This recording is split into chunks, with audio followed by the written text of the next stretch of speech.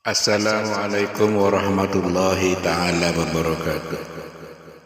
Bismillahirrahmanirrahim. Alhamdulillahi rabbil alamin.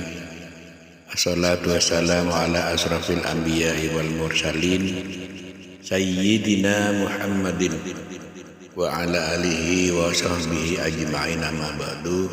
Para pemirsa yang dirahmati Allah, ada 8 perkara, 8 penyebab agar kita mendapatkan hidayah dari Allah Subhanahu wa Ta'ala. Di antara perkara-perkara tersebut atau sebab-sebab tersebut, seorang mendapatkan hidayah adalah nomor 1 adalah bertauhid. Bertauhid.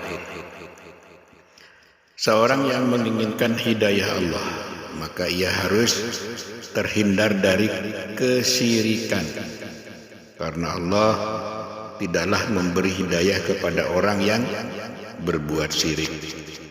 Allah berfirman yang artinya, orang-orang yang beriman dan tidak mencampur adukan iman mereka dengan kesyirikan, mereka itulah yang mendapatkan keamanan, dan mereka itu adalah orang-orang yang mendapatkan petunjuk. Itu Al-Quran surat Al-An'am ayat 82. Kemudian yang kedua, bertobat kepada Allah. Allah tidak akan memberi hidayah kepada orang yang tidak bertaubat dari kemaksiatan. Bagaimana mungkin Allah memberikan hidayah kepada seorang sedangkan ia tidak bertaubat? Allah berfirman yang artinya, sesungguhnya Allah menyesatkan siapa yang Dia kehendaki dan menunjuki orang-orang yang bertaubat kepadanya. Yang ketiga adalah belajar agama. Belajar agama, tanpa ilmu agama, seseorang tidak mungkin akan mendapatkan hidayah Allah. Rasulullah SAW bersabda yang artinya, jika Allah menginginkan kebaikan atau petunjuk kepada seorang hamba, maka Allah akan memahamkannya agama. Itu hadis riwayat Bukhari. Kemudian yang keempat adalah mengerjakan apa yang diperintahkan dan menjauhi hal yang dilarang. Kemaksiatan adalah sebab seseorang dijauhi dari hidayah. Allah berfirman yang artinya, dan sesungguhnya kalau mereka melaksanakan pelajaran yang diberikan kepada mereka, tentulah hal yang demikian itu lebih baik bagi mereka dan lebih menguatkan iman mereka. Dan kalau demikian, pasti kami berikan kepada mereka pahala yang besar dari sisi kami, dan pasti kami tunjuki mereka kepada jalan yang lurus.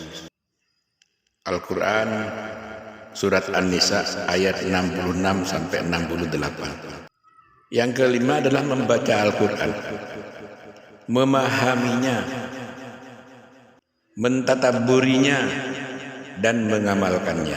Allah berfirman yang artinya, sesungguhnya Al-Quran ini memberikan petunjuk kepada jalan yang lebih lurus. Al-Quran Al-Isra ayat 9. Kemudian yang keenam, berpegang teguh kepada agama Allah. Allah berfirman yang artinya, barang siapa yang berpegang teguh kepada agama Allah, maka sesungguhnya ia telah diberi petunjuk kepada jalan yang lurus. Quran Ali Imran ayat 101. Kemudian yang ketujuh, mengerjakan sholat. Di antara penyebab yang paling besar seseorang mendapatkan hidayah Allah adalah orang yang senantiasa menjaga sholatnya. Allah berfirman pada surat Al-Baqarah yang artinya Alif Lam Mim. Kitab Al-Quran ini tidak ada keraguan padanya dan merupakan petunjuk bagi mereka yang bertakwa. Siapa mereka itu?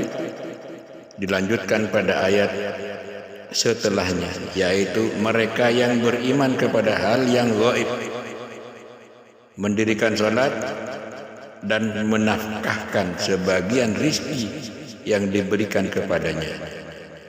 Al-Baqarah ayat 3. Kemudian yang terakhir, yang ke-8 adalah berkumpul dengan orang-orang yang soleh. Allah berfirman yang artinya, katakanlah, apakah kita akan menyeru selain daripada Allah sesuatu yang tidak dapat mendatangkan kemanfaatan kepada kita dan tidak pula mendatangkan kemudaratan kepada kita, dan apakah kita akan kembali ke belakang sesudah Allah memberi petunjuk kepada kita, seperti orang yang telah disesatkan oleh syaitan di pesawangan yang menakutkan dalam keadaan bingung.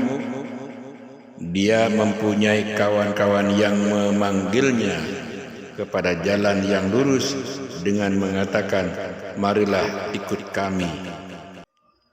Katakanlah, sesungguhnya petunjuk Allah itulah yang sebenarnya petunjuk, dan kita disuruh agar menyerahkan diri kepada Tuhan semesta alam.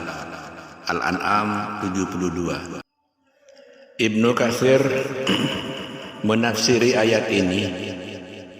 Ayat ini adalah permisalan yang Allah berikan kepada teman yang soleh, yang menyeru kepada hidayah Allah, dan teman yang jelek yang menyeru kepada kesesatan.